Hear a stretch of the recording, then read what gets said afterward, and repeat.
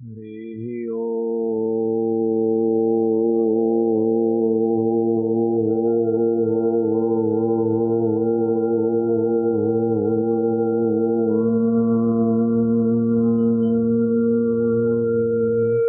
धूप वाले धूप करेंगे जिससे हमारे फेफड़ों की शक्ति बढ़ेगी, प्राण सूक्ष्म होंगे, मन एकाग्र करने में हम लोग सफल होंगे। धूप वाले थोड़ा धूप करेंगे, हम लोग गहरे गहरे श्वास लेंगे जिससे हमारी प्राण शक्ति और मन शक्ति का विकास होता है।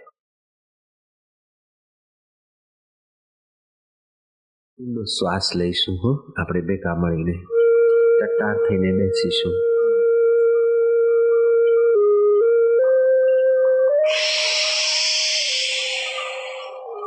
હરિ હરિ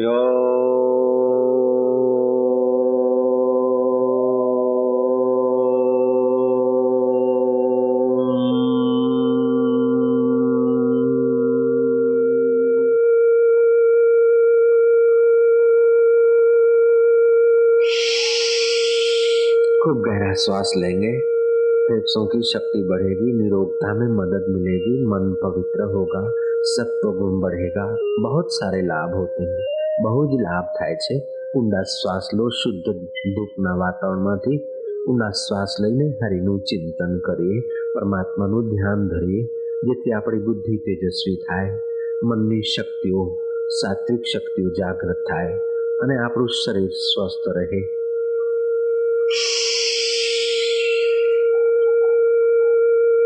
હરિ હરિ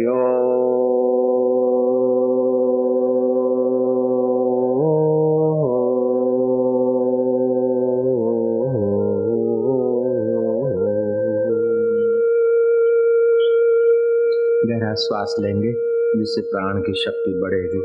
सुषुप्त जीवन शक्ति जागृत करने के लिए प्राणायाम बहुत मदद करता है. ઊંડા શ્વાસ લેવાના જેટલા લઈ શકીએ. આપણા ફેફસાઓમાં 3000 છિદ્રો છે, 400-500 કામ કરે છે, બીજું બધું અનામત પડ્યું હોય છે. અનામત ફક્ત ખુરશીઓમાં નથી, અહીંયા ઘણું અનામત છે. જય શ્રી કૃષ્ણ. ઊંડા શ્વાસ લેવાથી ફેફસાઓની શક્તિનો વિકાસ થાય, જેથી જીવન શક્તિ વધે. જીવન શક્તિ વધે એટલે રોગ પ્રતિકારક શક્તિ, વિઘ્ન પ્રતિકારક શક્તિનો વિકાસ થાય અને સંકલ્પ બળ વધે. પછી જે તે દિશાએ એનો ઉપયોગ કરવો હોય તે દિશામાં માણસ સફળ થઈ શકે. ઊંડો શ્વાસ, હું હાથનો સંકેત કરું ત્યારે ખૂબ ઊંડો શ્વાસ લેવાનો, મુઠ્ઠી વાળું એટલે શ્વાસ રૂંધી રાખવાનો અને મુઠ્ઠી ખોલું એટલે ધીરે ધીરે શ્વાસ છોડવાનો.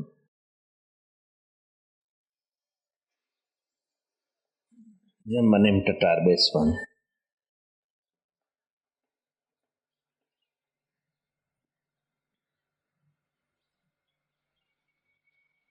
પેટને અંદર રાખવાનું.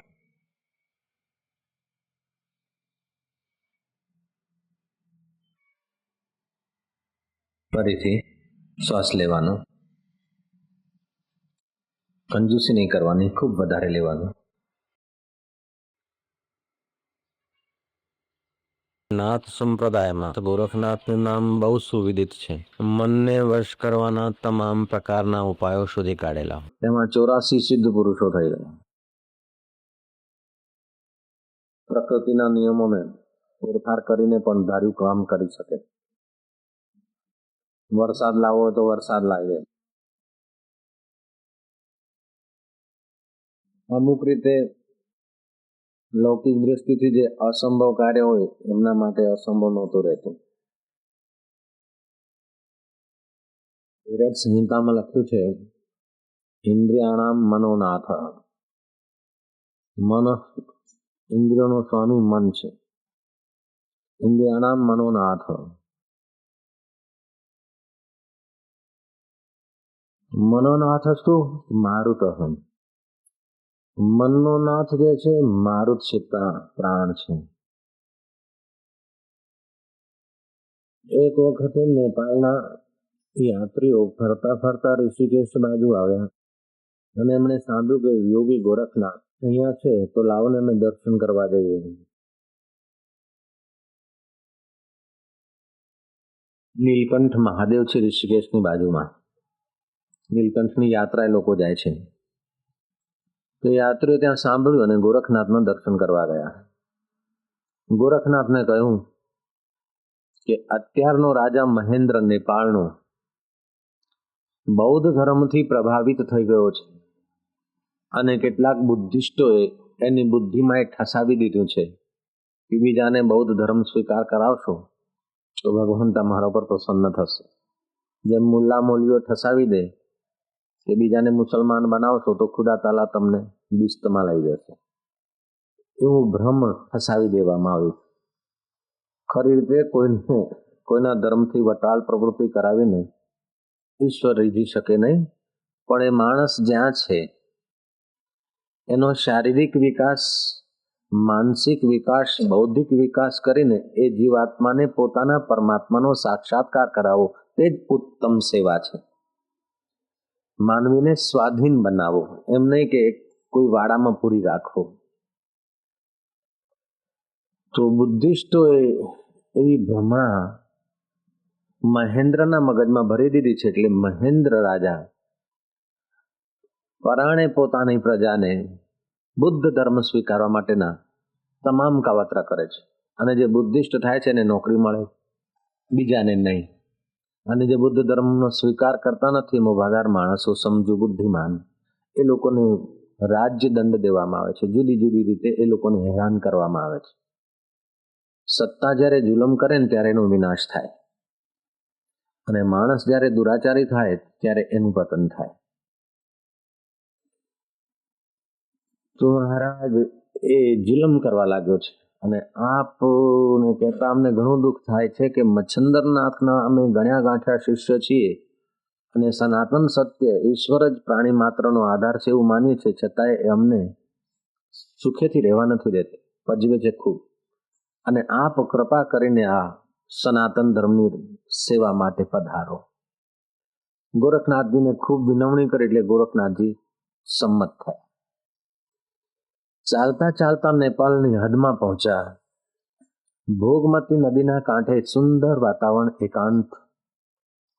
એક વૃક્ષ નીચે ગોરખનાથજીએ પોતાનું આસન બિછાવ્યું અને ગોરખનાથજી આવી ગયા પોતાની યોગિક मस्ती में कि अब गोरख का आसन यहीं रहेगा.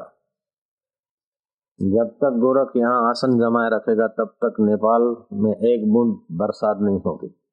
क्या समझता है महेंद्र का बच्चा. આસન બિછાવીને ગોરખનાથ બેસી ગયા. વાદળો આવે પણ વર્ષા વિના, એક ટીપું પણ પાણીનું વરસાયા વિના વાદળાઓ જતા. 1 વર્ષ થયો, 2 વર્ષ, રાજ્ય કોષ ખાલી થવા માંડ રાહત કાર્યોમાં. 3જું વર્ષ શરૂ થયું. 3જા વર્ષના પણ લક્ષણો વીતેલા 2 વર્ષ જેવા જ દેખાણા. એટલે જ્યોતિષોને બોલાવ્યા, વિદ્વાનોને બોલાવ્યા કે એવું તો શું હશે, કુદરતનો કઈ રીતે કોપ આપણા રાજ્ય ઉપર, શોધી કાઢો. એ જમાનાનું જ્યોતિષ પણ જરાક નક્કર હતું. એ લોકોએ શોધી કાઢ્યું કે કોઈ યોગી રાજ્યનું અનિષ્ટ કરવાના સંકલ્પથી આસન જમાવીને બેસી ગયો છે. ગુપ્તચરો મોકલવામાં આવ્યા. નેપાળની ચારે બાજુ ગુપ્તચરોએ શોધ કરી અને શોધતા શોધતા ભોગમતી નદીના કાંઠે મચ્છંદરનાથના સતશિષ્ય યોગી ગોરખનાથ બેઠા છે. અને જ્યાં સુધી એમનું આસન સ્થિર છે ત્યાં સુધી વરસાદનું ટીપો નહીં પડે એવો એમનો સંકલ્પ છે. અને એમની પાસે યોગની એકાગ્રતા છે, એટલે પ્રકૃતિએ એમની વાત માનવી જ પડે. સભા ભરવામાં આવી અને હવે એ યોગીને આપણે કઈ રીતે એના આસનથી હલાવવું. કોઈએ ક્રિમિનલ સજેશન આપ્યું. ત્યારે બુદ્ધિમાન લોકો હતા કે એ યોગીને આપણે સતાવીને એમનું આસન હલાવીએ તો એમના ચિત્તની જે એમનો કુસંકલ્પ, એની બદદુઆ તમારા છોકરા છૈયાનું અને તમારું જીવન પણ ખતરામાં નાખી શકે. સંત સતાહે તીનું જાય તેજ બલ ઓર વંશ. સંત સતાએ તીનું જાય તેજ બલ ઓર વંશ. એડા એડા કઈ ગયા રાવણ કૌરવ કેરો કંસ. એમને સતાવાય નહીં પણ એમને રીઝાવાય. અને જે મહાપુરુષોને રીઝવે છે એમના તો 21 કુલ આબાદ થઈ જાય છે. જેમ વશિષ્ઠનું કુલ, જનકનું કુલ,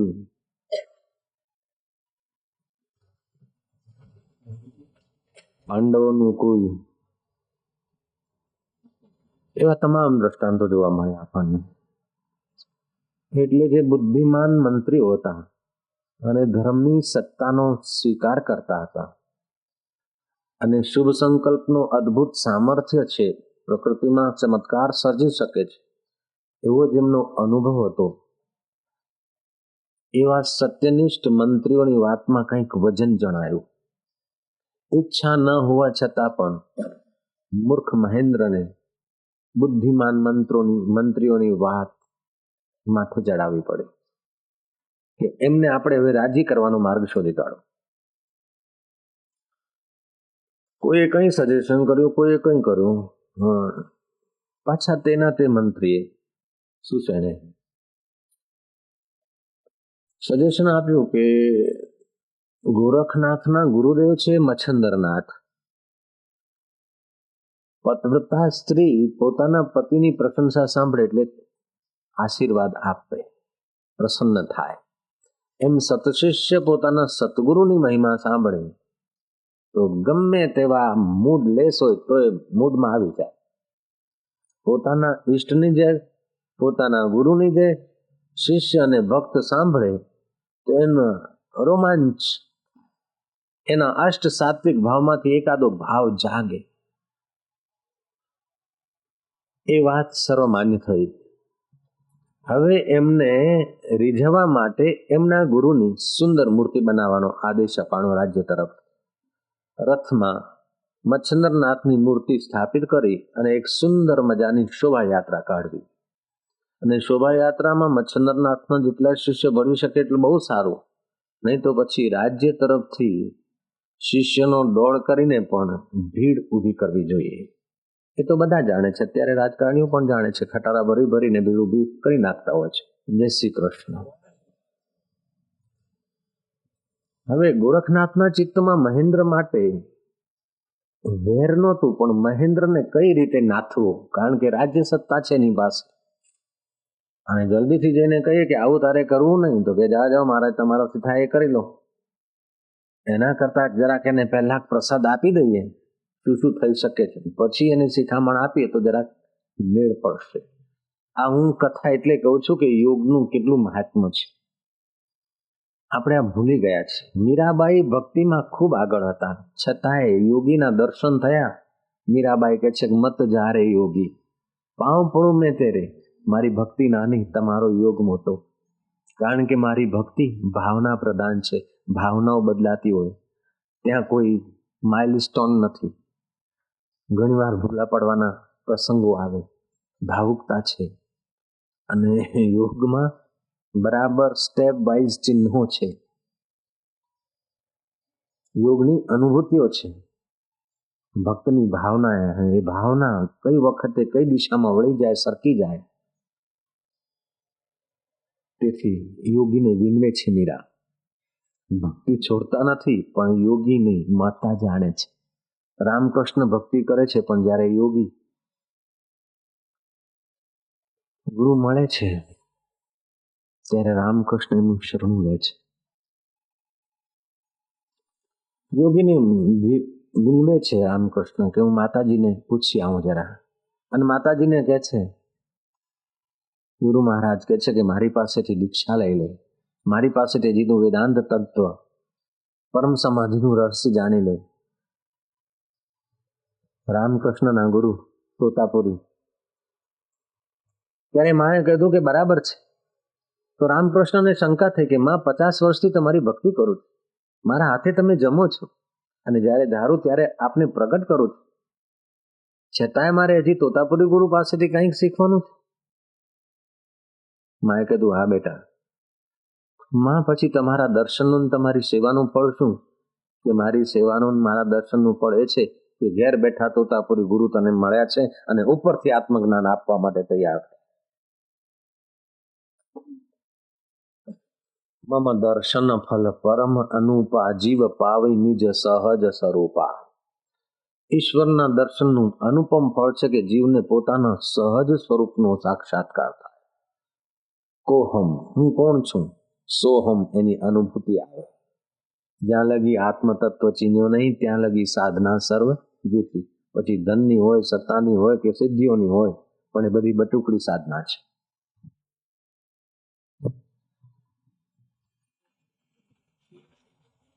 રામકૃષ્ણ કહે છે કે માં તમારા દર્શનનું ફળ શું છે? કે માં કહે છે કે તોતાપુરી જેવા ગુરુ ઘેર બેઠા તમને મળ્યા છે, તે મારી સેવા અને દર્શનનું ફળ છે. सिख धर्मना गुरु नानक देव कहते हैं, ब्रह्म ज्ञानी का दर्शन वट भागी पावई, ब्रह्म ज्ञानी को बल बल जावई. ब्रह्म ज्ञानी मुगत जुगत का दाता, ब्रह्म ज्ञानी पूर्ण पुरुष विधाता.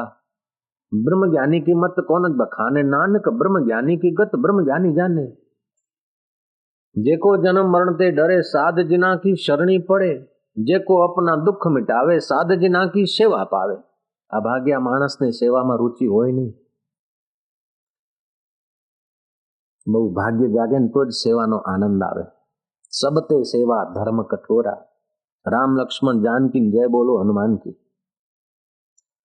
રામ લક્ષ્મણ જાનકીનું તો નામ આવે છે ને જય હનુમાનની થાય છે, એની પાછળ સેવા જ ચમકે છે. સેવા કરનાર સેવકમાં સ્વામીના સદગુણ તો આવે છે, અને સાથે સાથે નિરઅહંકાર અને નિરઈચ્છિત પદ એટલે નિર્વાસનિક પદમાં એ સ્થિતિ સહેજે નહીં મળે છે. સેવામાં ઘણી શક્તિ છે, અને જેટલી નિષ્કામ સેવા હોય, દેખાવ કર્યા વિનાની સેવા હોય, તેટલું સેવકનું અંતઃકરણ દિવ્ય થવા લાગે છે. અત્યારે તો સમાજમાં સેવાના બિલ્લા લઈને લોકો બહુ ફરે, પણ સેવાનો મોકો મળે એટલે છટકી જતા હોય છે. એમને ખબર નથી કે તમારું ભાગ્ય છટકાવી દો છો. અરે બિલ્લો હોય કે ના હોય કરી લો, વહેતી ગંગામાં નાહી લો. જરૂરી નથી કે બિલ્લો હોય તો જ સેવા થાય. બિલ્લો હોય તો પણ સેવા થાય, બિલ્લા વિનાય સેવા થાય, કરનારા કરે. ખુરશો હોય તો જ સેવા થાય, ખુરશી વિનાય સેવા થાય છે. લો જય શ્રી કૃષ્ણ. એવા એવા મહાપુરુષો થઈ ગયા જેમની પાસે કોઈ ખુરશો નથી, કોઈ પદ નથી, છતાં એમની સેવા વિશ્વ માટે પરમ કલ્યાણકારી છે. અને જે ખરી રીતે સેવા કરતા ને એને તો ખુરશી માટે ચિંતા કરવાની જરૂર જ નથી. આ બેઠા છે ને સેવકો, ચિંતા મત કરના ચાહે કિસી પાર્ટી में हो, तुम्हारी सेवा ही तुम्हें चमका सकती.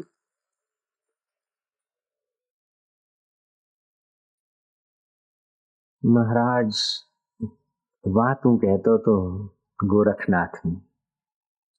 કેટલાક ભાડુતી માણસો અને કેટલાક મચ્છંદરનાથના શિષ્યો અને કેટલાક કુતૂહલવાદીઓ એ શોભાયાત્રામાં ભળ્યા.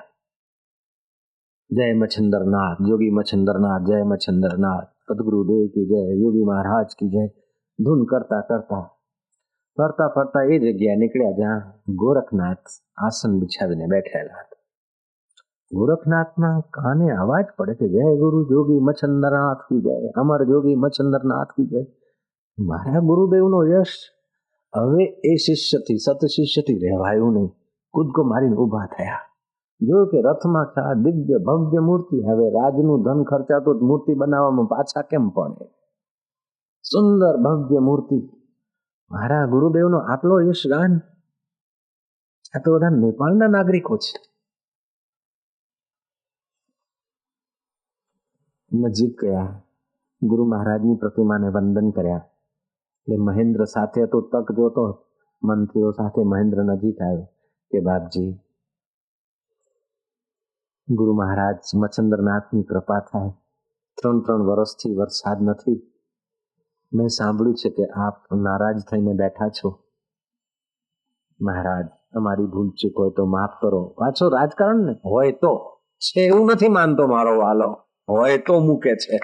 શિષ્ય હોય તો કે, શિષ્ય હોય ને તો કે બાપજી મારી બહુ ભૂલ થઈ ગઈ, મને ક્ષમા કરો. પણ પેલું મહેન્દ્ર છે ને, પેલી ખુરશીનો પ્રભાવ કે હોય તો क्या है भूल.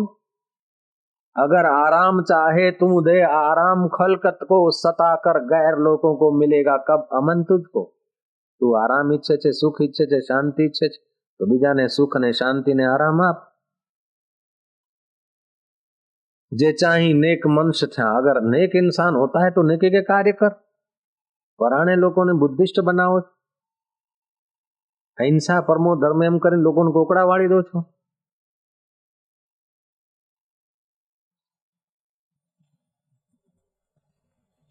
સારું બાપજી, હવે બીજી વાર નહીં થાય કે જુઓ જેને જે ભગવાનને, જે ઈષ્ટને, જે ગુરુને માનવા હોય, સર્વદેવો નમસ્કારમ કેશવમ પ્રતિગચ્છત.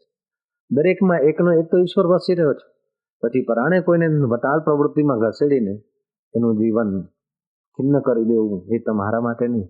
તમે લોકોની ભૌતિક રક્ષા કરો ને આધ્યાત્મિક રક્ષા ગુરુઓના હાથમાં.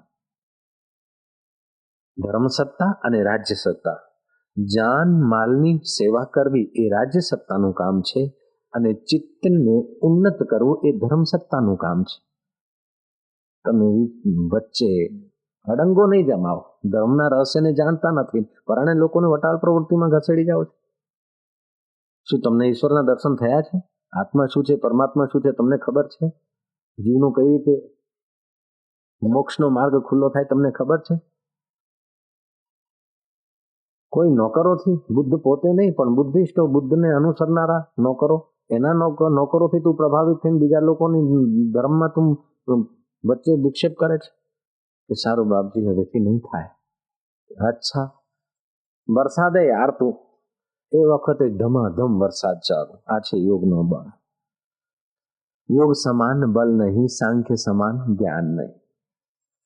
એનો અર્થ એ નહીં કે તમે યોગ કરીને દરરોજ વરસાદ કરો ને ઊભી રાખો, એવું મારું કહેવાનું તાત્પર્ય નથી. એ તો આપત્તિ કાળે યોગીને કોઈ ઈશ્વરની પ્રેરણા થાય આવી જાય આમ થોડા મોજમાં, તો એ બધું સંભવ છે. પણ સિદ્ધ યોગીની આગળ આ બધી બહુ ટુકડી વાત છે, બહુ જ નાની વાત છે. જય શ્રી કૃષ્ણ.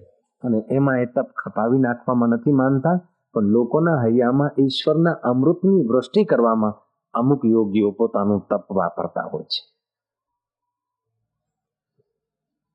જય જયકાર થયો ને ગોરખનાથને વંદન કરીને બધા વિદાય થયા. કામ થઈ ગયું.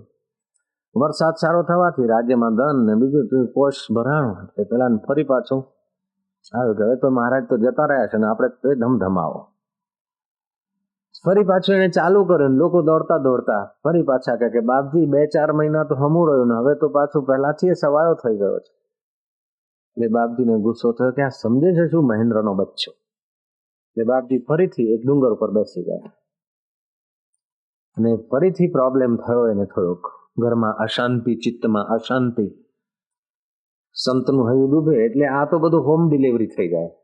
અને સંતનું હૈયું હરખે એટલે સુખ, શાંતિ, આનંદ, ઉલ્લાસ, યશ એ બધું ઓટોમેટિક આવી જાય. જેવી રીતે સૂર્ય ઉદય થાય ને પક્ષીઓનો કિલ્લોલ ઓટોમેટિક થાય છે.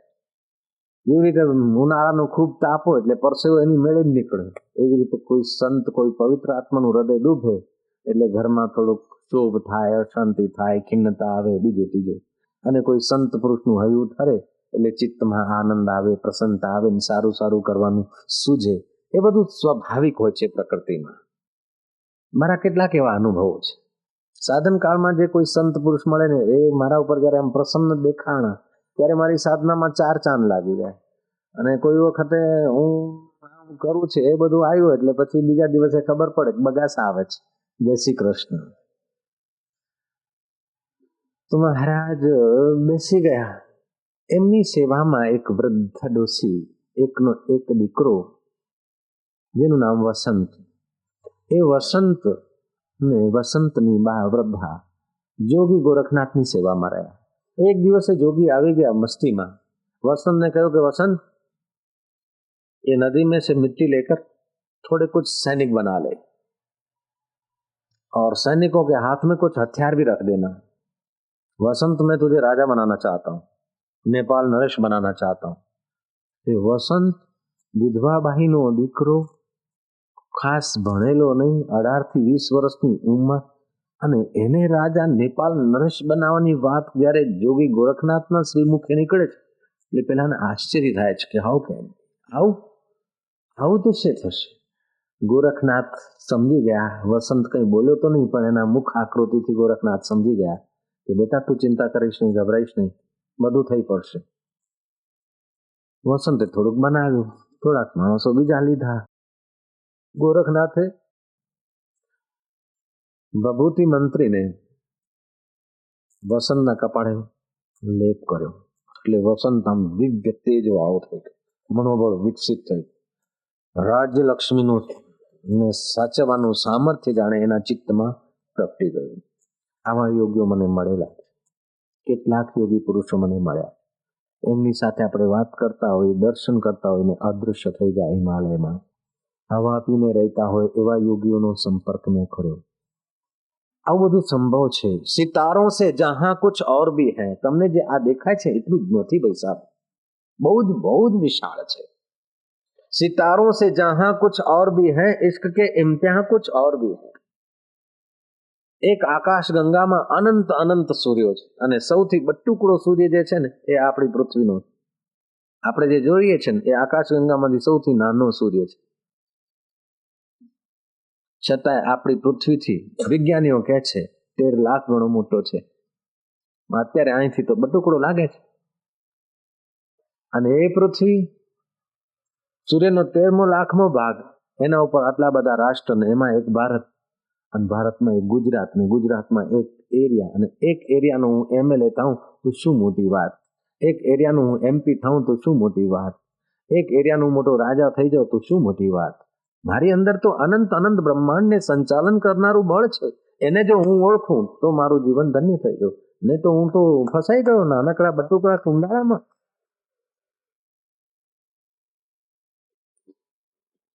રાજા ભરતરીને ચક્રવર્તી રાજ છે ને જયારે જ્ઞાન થયું છે, થોડીક સમજ આવી છે, ત્યારે બધું છોડીને ગોરખનાથના શરણે ગયા છે કે મહારાજ આંખ મીચાઈને પરાણે રાજ છોડીને જવું પડે, એના કરતા મને એવું રાજ્ય આપાવો કે કોઈ દિવસે છોડવું જ ના પડે.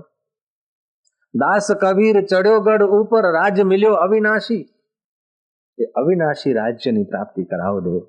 અને ગોરખનાથે કૃપા કરીને ભરતરીને અવિનાશી રાજ્યનો અનુભવ કરાવ્યો છે. પછી ભરતરી લેખની ઉપાડી છે. 4 નાનકડા ગ્રંથ લખ્યા છે. વૈરાગ્ય શતક, નીતિ શતક, શૃંગાર શતક વગેરે. વૈરાગ્ય શતકમાં લખ્યું છે ગોરખના ભરતરીએ, જબ સ્વચ્છ સત્સંગ કીનો, જ્યારે સ્વચ્છ સત્સંગ કર્યું, કથા વાર્તાઓ પુરાણો ઠીક મારા ભાઈ, પણ સત્ય સ્વરૂપ ઈશ્વર તત્વનો સાક્ષાત્કાર કરાવે એવા ગુરુનો જ્યારે સંગ થયો. જબ સ્વચ્છ સત્સંગ કીનો તભી કછું કછું ચીન્યું, ત્યારે થોડુંક જાણ્યું. શું જાણ્યું? કે મૂઢ જાણ્યો આપકો. હું મોટો રાજા છું, ચક્રવર્તી છું, રાજાથી રાજા ને અન્નદાતા મહારાજ ગણિકમ્માન ભાત ચારણો ને ભૂત બ્રાહ્મણો મારા વખાણ કરતા હતા. હું માનતો હતો કે હું તો ચક્રવર્તી સમ્રાટ છું, સોનાની થાળીમાં જમું છું, ચાંદીવાળા બળામ હતી રથ શિંગારેલો એમાં ફરું છું અને હું તો બહુ સુખી છું. પણ હવે ખબર પડી કે એ વખતે હું મૂર્ખો. જેમ બાળક હોય ને લોલીપોપ ને ચોકલેટમાં રાજી થઈ જાય ને પછી બુદ્ધિમાન થાય એટલે પોતાની મૂર્ખતા ખબર પડે, એમ આ બધું જગતનું એવું જ છે ભાઈ સાહેબ. જય શ્રી કૃષ્ણ. જય શ્રી કૃષ્ણ કહેવામાં તમે કંજૂસી ના કરો. જય શ્રી કૃષ્ણ. જબ સ્વચ્છ સત્સંગ કીનો તભી કછું કછું ચીન્યો. કછું એટલે થોડું ચીન્યું એટલે જાણ્યો. શું જાણ્યું? કે મૂઢ જાણ્યો આપકો. હર્યો ભરમ તાપ, કોઈ ભરમ હતો એનાથી હું તપતો હતો. પિંગલા રાણીના વિકારમાં પડતો, રાજા કોઈ ના કે મારું અભિવાદન ના કરતા, યામાં ઈર્ષા થતી અને રાજ્ય જતું ના રહે એ બીક રહેતી. અને જે મળ્યું છે તો જવાનું જ છે. જે કંઈ મળે છે વહેલું મોડું જાય છે ને આજ સુધી માયનો લાલ કોઈ રાખી શક્યો જ નથી. ચાહે પછી કોઈ મોટો સત્તાધીશ હોય કે મોટો પીર પેગંબર હોય કે બીજાને ફૂંક મારીને જીવન આપનારો વ્યક્તિ હોય, પણ બહારનું જે કંઈ મળ્યું છે ને એ છોડવા માટે જ મળ્યું છે. જ્યાં સંયોગ છે ત્યાં વિયોગ છે. જે કંઈ મળ્યું છે એ છોડવા માટે મળ્યું છે. આજ સુધી જે કંઈ મળ્યું છે અને આજ પછી જે મળશે, મૃત્યુના એક ઝટકે આ પ્રાણીને છોડવું પડે છે. ત્યારે પરમાત્મા એકવાર મળે કદી છૂટે નહીં. મને એવું પદ મળ્યું છે, યદ ગત્વા નિવર્તન્તે તદ્ધામ પરમમ મમ. જ્યાં ગયા પછી પતન નથી, એ પરમ ધામનો મને ગુરુદેવ તમારી કૃપાથી અનુભવ થયો છે. રાજા ભરતરી કહે છે. જોગી ગોરખનાથે ત્રિપુંડ કર્યો છે ભસમનો પોતાના સત શિષ્યને, તેજસ્વી થયો છે. એની સેવા ફળી છે. ગુરુનો વિશ્વાસ એને જીતી લીધો છે. લોકમત તમે જીતી લે તો બરાબર છે. લોકો ચોકડી કરી આપે 5 વર્ષ 10 વર્ષ 15 વર્ષ, અને પછી કોઈક વખતે ના કરે એટલે ફરી પાછી મજા બગડી જાય. જય શ્રી કૃષ્ણ. પણ એક વખત ઈશ્વરનો અથવા ઈશ્વર પ્રાપ્ત મહાપુરુષનો વિશ્વાસ તમે મેળવી લો, પછી દેવો, યક્ષો ને ગંધર્વો ને કિન્નરોના દુર્ભાગ્ય છે કે તમારી સેવામાં તત્પર ના થાય. भागती फिरती थी दुनिया जबकि तलब करते थे हम, अब की ठुकरा दी तो वो बेकरार आने को है. એવો વિશ્વાસ મેળવી લીધો એને. ગોરખનાથને વિશ્વાસ થયો કે અમારો સત શિષ્ય છે. સદગુરુને વિશ્વાસ થઈ જાય કે અમારો સત શિષ્ય છે એટલે એનો બેડો પાર. એ મહાપુરુષો જરા કસોટી કરતા હોય, બહારથી કસોટી તો કરે ઠીક, પણ અંદરથી ડૂબકી મારીને આપણું એક્સરે લઈ લેતા હોય. અને અણીના સમયે આપણો હાથ પકડી લીધો હોય ને એકવાર, તો અણીના સમયે આપણે ચારે બાજુથી હારી ગયા હોઈએ, થાકી ગયા હોય, અણીના સમયે એવું કંઈક સર્જી દેતા હોય ને આપણને લાગે કે અરે કે બાપજી, એ પ્રભુ મેં તમને નહોતા જાણ્યા, મારા ઈષ્ટદેવ આપણી રક્ષા કરતો હોય છે.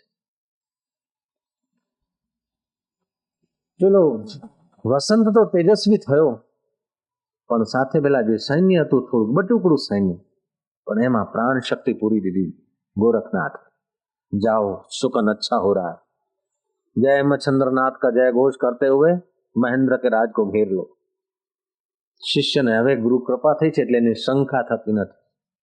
ગુરુ કૃપા હિ કેવલમ શિષ્ય સ પરમ મંગલમ. વિશ્વાસ ગુરુમુખ હતો, મનમુખ નહીં, ગુરુમુખ. ઘેરો નાખ.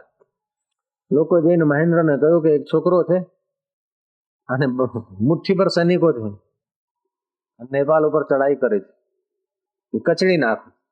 કચડી તો નાખે, પણ જેમ પેલી તમે મહાભારતની સિરિયલ જોઈએ છે ને, ક્યાં તો દુર્યોધનનું સૈન્ય ને ક્યાં એકલો અર્જુન.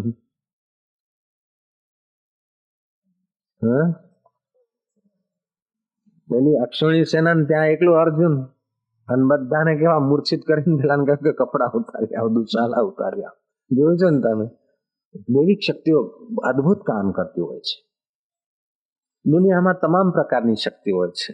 ધનની શક્તિ, સત્તાની શક્તિ, ઇલેક્ટ્રોનિક શક્તિ, વિદ્યુત શક્તિ, ગુરુત્વ આકર્ષણની શક્તિ, એ બધી શક્તિનું મૂળ કેન્દ્ર આત્મા છે. વિશ્વામિત્રની પાસે તપ દ્વારા બ્રહ્માસ્ત્ર કેટલી શક્તિઓ હતી. વશિષ્ઠ મહારાજ પાસે આત્મશક્તિ હતી. દંડો પકડીને ઉભા હતા, એટલે એના બધા જ તીરો શું થઈ ગયા, એની બધી જ શક્તિઓ વર્ષો સુધી કરેલું તપ ખતમ કરી દીધું.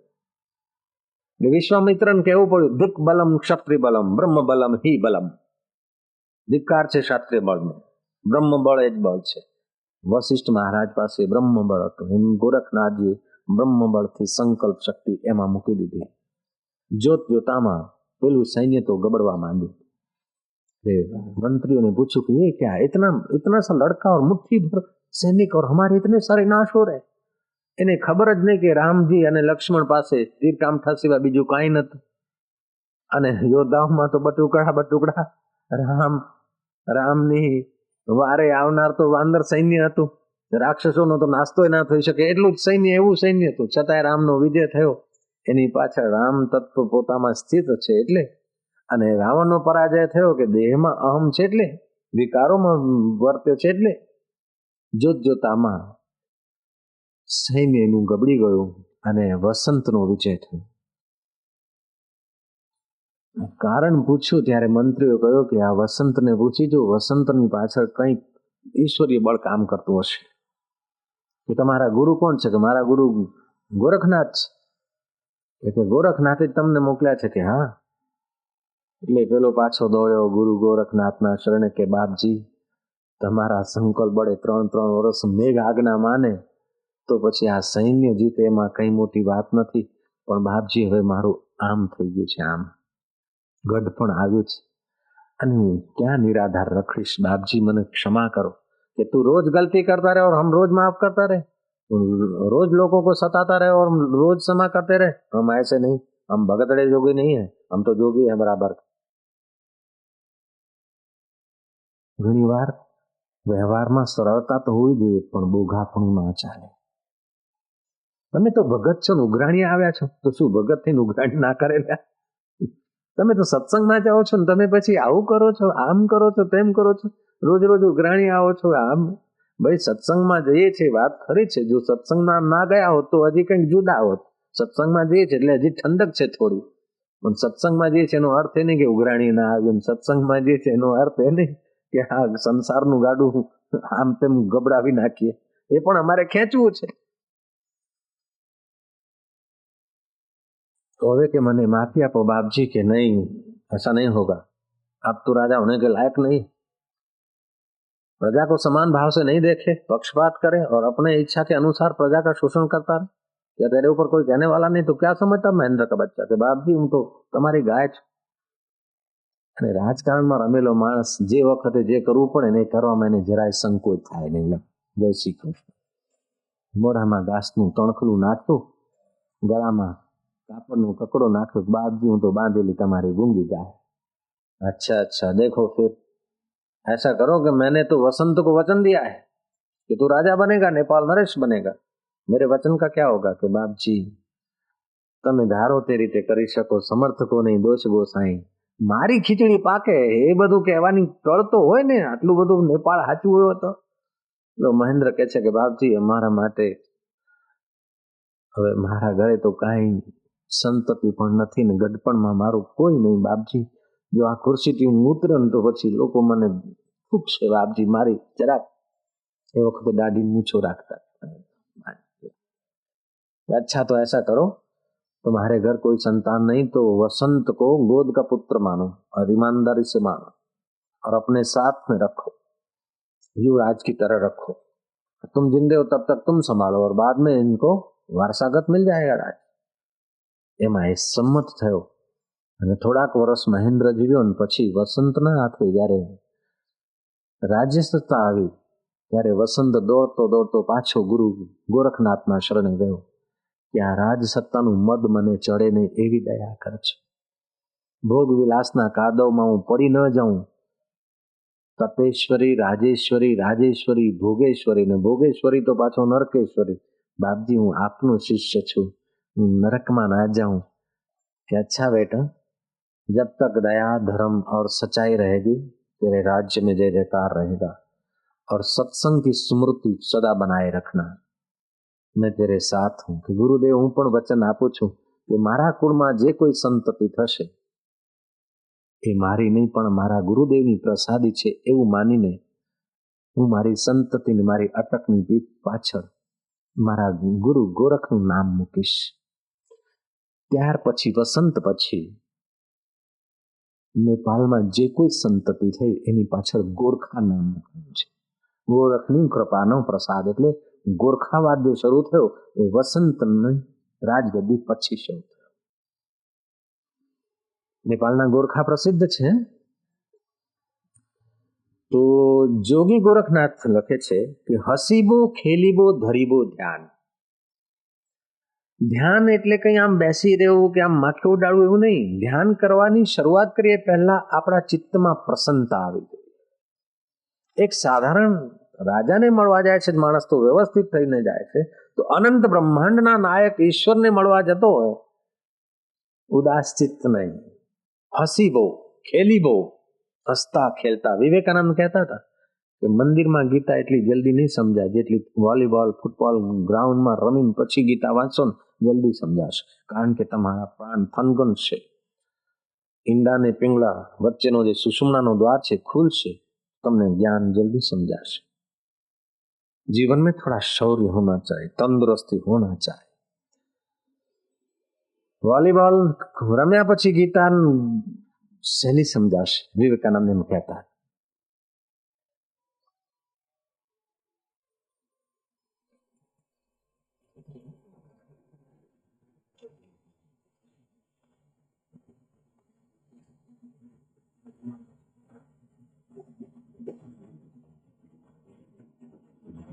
ખમા. જય શ્રી કૃષ્ણ. હસીબો હસીબો ખેલીબો ધરીબો ધ્યાન અહર્નિશ કથિબો બ્રહ્મ જ્ઞાન ખાવે પીવે ન કરે મન ભંગા કહે નાથ મેં તિસકે સંગા. ચિત્તમાં પ્રસન્નતા, અને ધ્યાન ધરવાનો ઉત્સાહ અને ધ્યાન ધરવાની પદ્ધતિ જો આવડી જાય ને તો 40 દિવસની અંદર તમને યોગના બહુ જ દિવ્ય અનુભવો થાય. 40 દિવસનું એટલે કહું છું કે તમે નવા ગરાક છો ને એટલે, બાકી તો જે લોકો શિબિર ભરે છે ને એમને તો 4 દિવસની અંદર યોગનું કાંઈક ને કાંઈક અનુભવ થાય. સુરત આશ્રમમાં જે સાધકો આવી ગયા હોય છે 4 દિવસની અંદર એમને એવા અનુભવ થાય છે કે એમને લાગે છે કે 12 વર્ષ સુધી જે કંઈ કર્યું ને એનું ફળ જાણે આ 4 દિવસમાં ના જોયું હોય એવો અનુભવ થાય છે. યોગ સમાન બલ નહીં, સાંખ્ય સમાન જ્ઞાન નહીં. તમારી અંદર ઈશ્વરની અનંત શક્તિઓ છુપાયેલી છે. 50 વર્ષથી બળદિયા ગાડામાં બેસીને માણસ યાત્રા કરતો હોય તો એ દરિયા પાર ના જઈ શકે, અને બીજો માણસ પ્લેનમાં બેસીને દુબઈ જઈ આવ્યો હોય, સિંગાપુર જઈ આવ્યો, 2 દિવસમાં પાછો આવ્યો હોય કે ક્યાં જઈએ કે દરિયા પાર, કે તો હશે 3 દિવસ પહેલા તો મને મળ્યો ને દરિયા પારની યાત્રા કરી કે હા, કે હું તો 50 વર્ષથી ગાડામાં બેઠો છું હજી દરિયા પાર નથી ગયો, તું જઈ આવ્યો કે હા મારા કાકા તમે ગાડામાં બેઠા હતા, હું બોલિંગમાં ગયો હતો. એવી રીતે સાધનાની થોડીક દિવ્ય પદ્ધતિઓ આપણે જાણી લઈએ ને તો આજે વર્ષો સુધી આપણે આમ ખેંચી રાખીએ છીએ, ચલાવી રાખીએ છીએ ગાડું ભક્તિનું બીજું ત્રીજું, પણ હજી એ જીવાત્મા પરમાત્મા તત્વનો અનુભવ નથી કરી શકતો. પોતાના હૈયામાં હરી છે એ સાંભળ્યું છે પણ એની ઝલક નથી મળી. અને એકવાર નાની સરખી ઝલક મળી જાય ને પછી દુનિયાની તમામ વસ્તુ તમારી પાસે હોય, તમામ સત્તા તમારી પાસે હોય, અહમ થાય નહીં અને ઓછી વધતી થાય તો વિષાદ થાય નહીં. ગુરુ ગ્રંથ સાહેબમાં લખ્યું છે, હર્ષ શોક જાકે નહીં વૈરી મિત સમાન, કહ નાનક સુન રે મના મુક્ત તાહી તે જાન. એ મુક્ત આત્મા છે, એને મોક્ષનો અનુભવ થઈ ગયો છે. જૈસા અમૃત તૈસી બિસ ખાટી, જૈસા માન તૈસા અપમાના. એ સમ અवस्थाમાં न खुशी अच्छी है न मलहाल अच्छा है, यार जिसमें तू रख दे वो हाल अच्छा है, हमारी न आरजू है न जुस्तजू है, हम राजी उसमें जिसमें तेरी रजा. એવો ઊંચો અનુભવ યોગ દ્વારા સાધકોને થતો હોય છે. યોગ એટલે મિલાપ, યોગ એટલે ફક્ત આસન પ્રાણાયામ એ તો યોગનો એક અંગ છે. યોગ એટલે જીવાત્માનો પોતાના પરમાત્મા સાથે મિલાપ. એમાં લય યોગ, હઠ યોગ, રાજયોગ, કુંડલની યોગ, નાલાનુસંધાન યોગ, તમામ પ્રકારના યોગ હોય છે. બીજા યોગ કરવા પડે છે. જ્યારે કુંડલની શક્તિ જાગૃત થાય છે ને તો આ યોગ કરવો પડતો નથી, થવા લાગે છે. અને જે થવા લાગે છે ને એમાં ભૂલ બી નથી થતી અને મહેનત બી નથી થતી. આપણે શ્વાસોશ્વાસ લેવા માંડીએ ને તો ભૂલ થાય, ગણતરી કરીએ, પોપચા હલાવવા માંડીએ ને તો એમાં ભૂલ થાય, પણ હલે છે ને તો ઓટોમેટિક શ્વાસ ચાલે છે, થાક નથી લાગતો. એવી રીતે ચિત્ત શક્તિ, કુંડલની શક્તિ જાગૃત થઈ જાય ને પછી તમારા અંગમાં, તમારી નસ નાડીઓમાં ભવિષ્યમાં આવનારું કયું રોગ હોય ને આપણને ખબર ના હોય તો એ નાડી શુદ્ધિ માટે ઓટોમેટિક આસન થવા, ઓટોમેટિક મુદ્રા થવા લાગે. તમે જોયો ન હોય એવું આસન, તમે સાંભળ્યું ન હોય એવું ગીત, તમે વિચારી ન શકો એવા શ્લોકો તમારા દ્વારા સ્ફુરિત થવા લાગે. આપણા સંચાલક છે પેલા શંકરભાઈ, એ જ્યારે ધ્યાનમાં આવે, શરૂઆતમાં આવે ધ્યાનમાં આવે ત્યારે કથકલી કરે. એને પૂછ્યું કે તમે જોયું છે કે મને ખબર જ નથી. અને એક વખતે તો ધ્યાનમાં ઝાડ ઉપર ચડી ગયા, જેમ શબરી ઝાડ ઉપર ચડીને રામજીને નિહાળતી અને રામજીને જોઈને તો આભી બની ગઈ, પછી જાણે શબરીને ઉતારી હોય એવી રીતે ભાઈ ધ્યાનમાં ઝાડ ઉપર ચડી જાય અને એને ઉતારવા જતો હોય એને ફ્રેક્ચર થાય અને આ ભાઈ આંખો મીચીને પાછા ઉતરી જાય સડસડા. એટલે અંદરની આંખ ઉઘડતી હોય છે. જ્યારે કુંડલની શક્તિ જાગૃત થાય ત્યારે આપણા શરીરના રોગોને વીણી વીણીને મહામાયા ભસ્મ કરી. અને ગમે તેટલો પાપી પામર વિકારી માણસ હોય કે દારૂ નથી છૂટતું, ચરસ નથી છૂટતું, ભાંગ નથી છૂટતી, અમુક નથી છૂટતું, પણ એ કેન્દ્ર ચિત્ત શક્તિ જાગૃત થાય ત્યારે એને છોડવું પડતું નથી, પણ એ એની મેળે છૂટી જાય.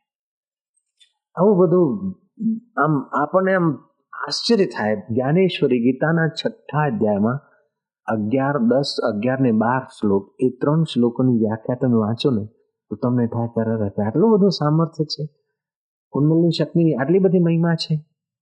એ ચિત્ત શક્તિ, કુંડલની શક્તિ દરેક જીવની અંદર સુષુપ્ત પડી હોય છે. થોડોક અભ્યાસ કરી અને એને જાગૃત કરે તો પછી એનું ધ્યાન થવા લાગે છે, એનો યોગ થવા લાગે છે, એની ભક્તિ થવા લાગે છે. ભક્તિ થવા લાગે, યોગ થવા લાગે. મંદિરમાં બેસીને જ ભક્તિ કરવી એના માટે પછી જરૂરી નહીં રહે. એ તો હાલતા ચાલતા દુકાને પણ એની ભક્તિ ચાલુ રહેશે, ઘરે હોય તો ઘરે પણ એની ભક્તિ ચાલુ હશે, રડતી વખતે પણ એની ભક્તિ ચાલુ, ને હસતી વખતે પણ એની ભક્તિ ચાલુ હશે.